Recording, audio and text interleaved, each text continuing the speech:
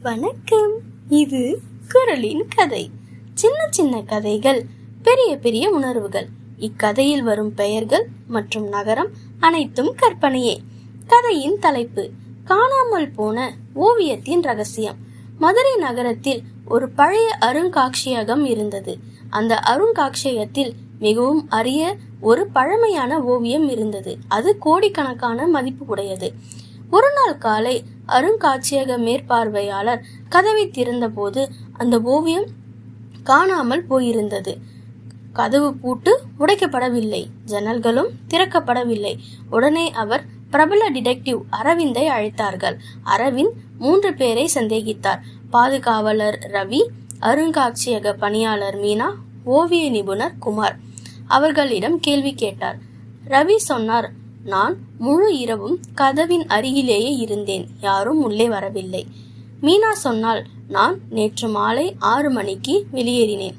குமார் சொன்னார், நான் அந்த ஓவியத்தை ஆய்வு செய்ய வந்தேன், ஆனால் அதை தொடவே இல்லை.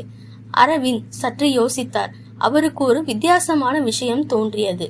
சுவற்றில் ஓவியம் இருந்த இடத்தில் சிறிது புதிய வண்ணம் இருந்தது.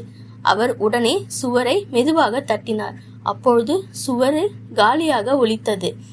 அரவிந்த் சுவரை உடைத்துவிட சொன்னார். அதன் உள்ளே அந்த ஓவியம் இருந்தது. அனைவருக்கும் அதிர்ச்சி அடைந்தார்கள். அப்பொழுது அரவிந்த் மெதுவாக சிரித்தார்.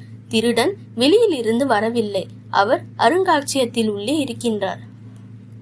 அவர் மேற்பார்வையாளரை பார்த்தார். அனைவருக்கும் அதிர்ச்சி அடைந்தார்கள்.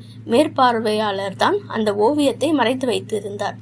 ஏன் என்றால் அவர் அந்த ஓவியத்தை காப்பீடு பணம் பெற திருடப்பட்டது போல காட்ட நினைத்தார். இறுதியில் உண்மை வெளிச்சத்துக்கு வந்தது.